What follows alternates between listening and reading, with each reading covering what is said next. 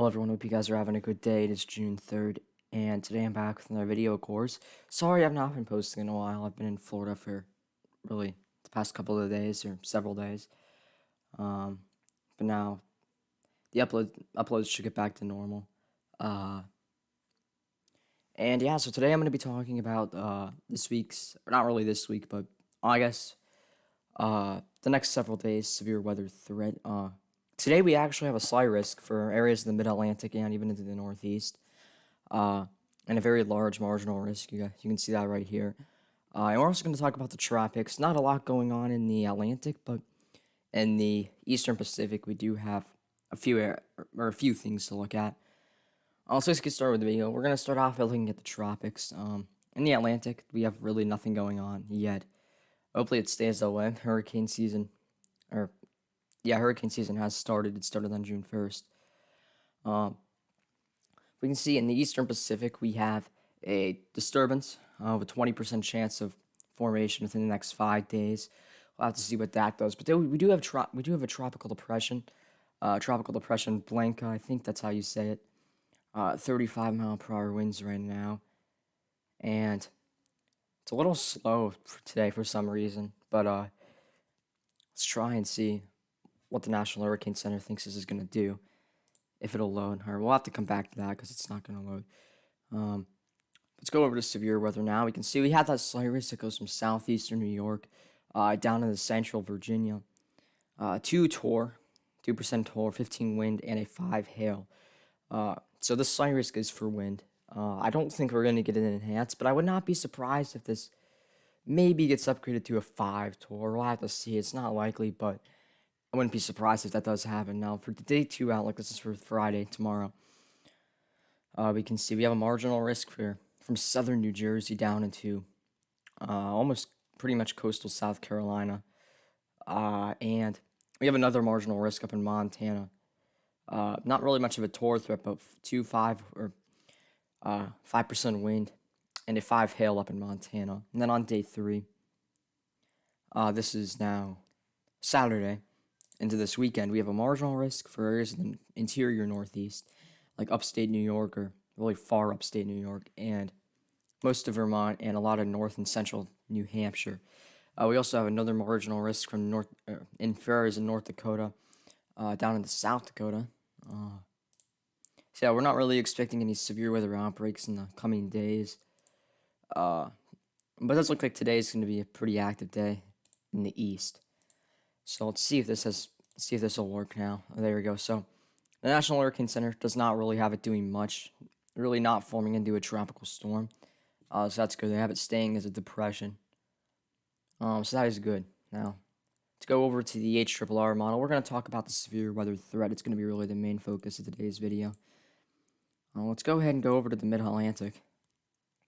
Now, keep in mind, we have a large marginal risk that really has much of the east.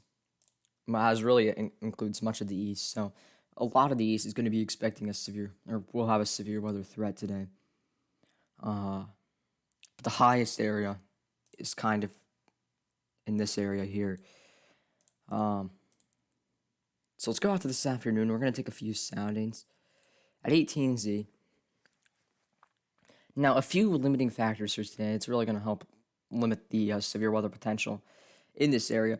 We could have a little bit we could have too many clouds and not enough instability. We can see at 18Z Thursday. This is today, of course. Take a look at surface cape. We do have a decent amount of instability, around 1,000 surface cape, and even areas closer to 2,000 in North Carolina, and then to the west of the Appalachian. Okay, I don't know really how to pronounce it, or I do know how to pronounce it. But to the west of the Appalachians, I'll just say it like that. We can see we have a little bit more instability, around 1,000 to 2,000. So hopefully, or not really hopefully, but if we get enough instability, it's going to help bring up the severe weather threat, of course. And actually, right now, we can go ahead and take a look at the SPC mesoanalysis, or mesoanalyst. Let's go ahead and take a look at that. So, take a look at observations, surface obs. We have dews in the 60s, even some 70s down in this area here. Uh, they've even stretching up in here. Even some 70s, 60s reaching all the way up into this area. Not a lot of precip going on right now. We have some precip though in eastern North Carolina, areas of South Carolina, and some over here. We actually do have a strong little line of storms in Indiana and Kentucky with damaging winds as the main threat. It's definitely. I think that is with some. I think that's with the low, actually, or some kind of old low. It's definitely helping to support that effective bulk shear. All right. Take a look at SR helicity. So I mean, it's really not. It's only 10:30 in the morning. So this is of course going to be. It's probably going to. We're going to get a little bit more shear probably later as we go, or later in the day. But right now we can see we already have maybe 100 to 150 3 kilometer, or I guess 0 to 3 kilometer SRH. Currently with instability, we already have a lot of cape. We can see though, it doesn't make it too far to the north. But this area down here, 1,000 to 2,000, even maybe 3,000 surface-based cape in eastern North Carolina. And yeah, so go back to the HRRR. Let's go to precipitation type and just take a few soundings with at 18Z today. Take one down in North Carolina. We have some storms going on down there. Not much of a TOR threat, definitely a 2 TOR, like a 2% TOR. But definitely a damaging wind threat that looks to be the main threat of this sounding. Not really much of a hail threat, but definitely damaging wind. Let's take one up in PA. And shear profiles really aren't supportive of tornadoes or supercells. But definitely a little bit of a damaging wind threat. Maybe some decent size or smaller hail. Now let's take one in Kentucky. I'm not expecting this one to be too good. Actually, this isn't bad. We'll have a little bit more of a hail threat. We actually have decently steep lapses. Shear profiles, not really supportive of tornadoes or not really supportive of supercells. This HOTO doesn't look great either, but definitely main threat will be damaging winds and some smaller hail as well. So let's go ahead and skip ahead a few forecast hours. Let's go to forecast, or not forecast hour, but it's forecast hour 8. But this is 20Z today, so that's around. This is mid-afternoon, getting closer to evening. We have a lot of storms in kind of area all the way from Ohio down into Georgia and Alabama, and then a lot of storms all the way South Carolina up to New York. So we're going to be looking at a lot of storms today, and a very large area with a severe weather threat. Let's take a sounding in southeastern PA, and mainly a damaging wind threat. The TOR threat doesn't look to be anything too significant at all. But definitely a 2%. A 5% could happen. The more I look at this, the more I think it's unlikely.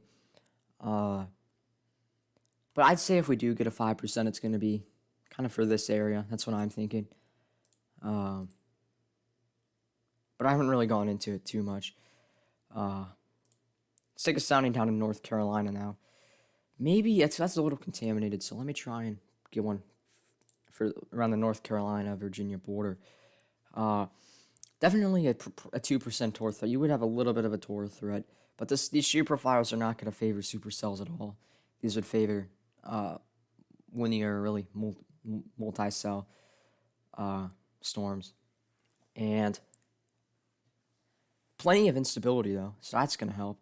The hail threat looks to be the greatest in Tennessee and Kentucky, to the west of the Appalachians. The hail threat looks to be a little bit higher. We have steeper lapses, and the SPC agrees with that also. The SPC has a 5 hail over there, but not a 5 hail further to the east in this area. And let's go ahead and go to let's go to 8 p.m. That's Eastern time, by the way. Friday 00Z. That's Thursday at 8 p.m. Decent line of storms coming through New Jersey down into North Carolina. Let's start by taking a sounding in southern, or not really southern, but middle Georgia, and then we'll work our way north. The shear profiles are terrible. Really damaging wind threat that looks to be the main threat down there. Take a sounding up in South Carolina. Let's take one right here. And the Tor threat is not that great, but definitely this would definitely favor a damaging wind threat. That looks to be the main threat once again. Take a sounding in Maryland, sorry. And once again, the Tor threat doesn't look to be anything too much. I mean, definitely a 2% Tor. Maybe we could get a 5. It's definitely not likely. But once again, damaging winds looks to be the main threat of this sounding. And lastly, let's go all the way up in this southern New York. Let's take one up there, and shear profile is really not supportive of tornadoes, but maybe could get a brief spin up out of this, and really not a lot of instability. And lapses aren't that steep at all. Overall, that's really a marginal risk sounding. That's really not even slight. And yeah, so this is getting into the overnight hours. This is 10 p.m. now. Everything's starting to wind down. We still have some storms in the southeast. Take a sounding by Gainesville. And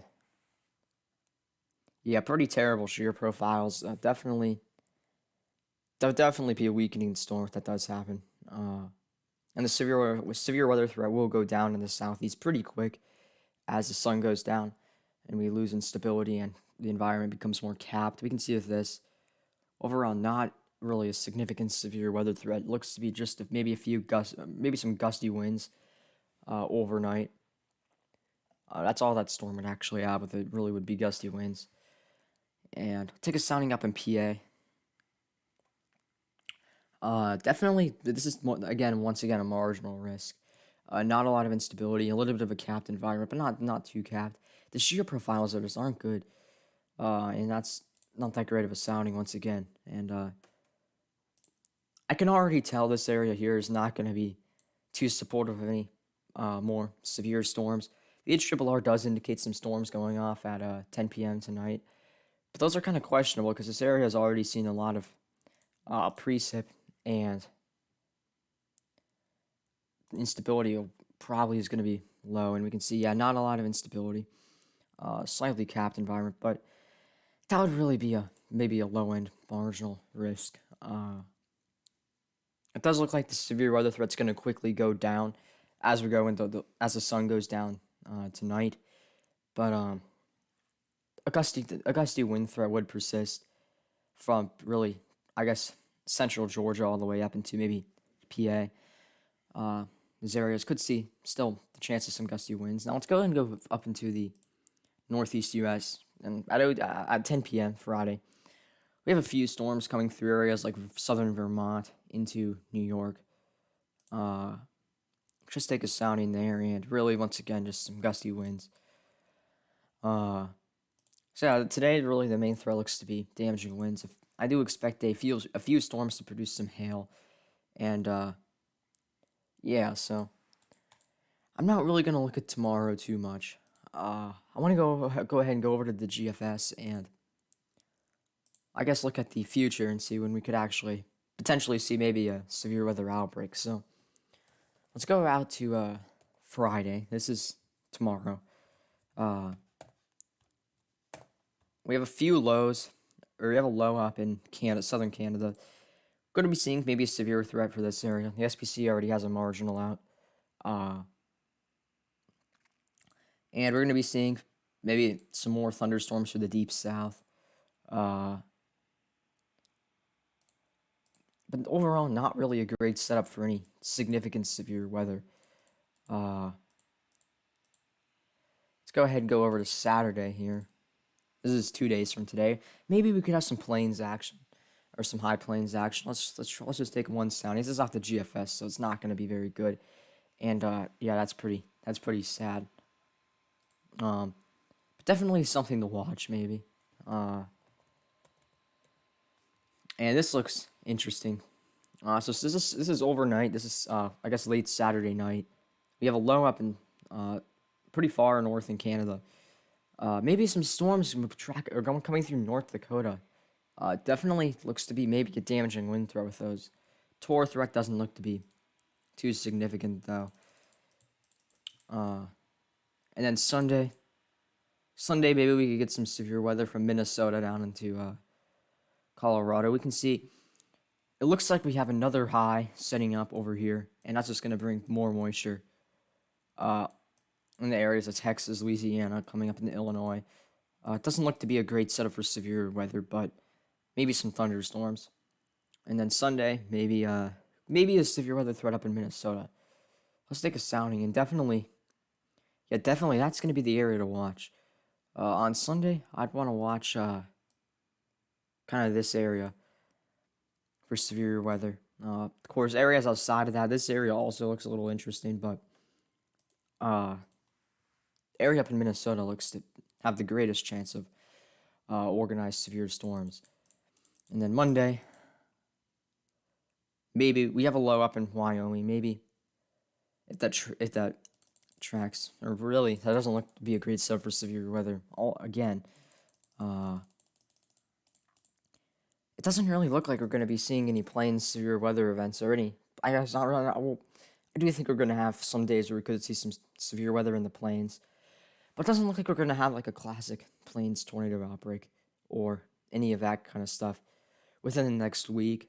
It does look like we're going to have a lot of thunderstorms for the east and the south, and in the northern plains. The northern plains once again are going to be getting into that summer pattern, where they could be seeing several rounds of severe weather. But yeah, that'll wrap up this video. Hope you guys enjoyed it. I will be back tomorrow. But yes, goodbye.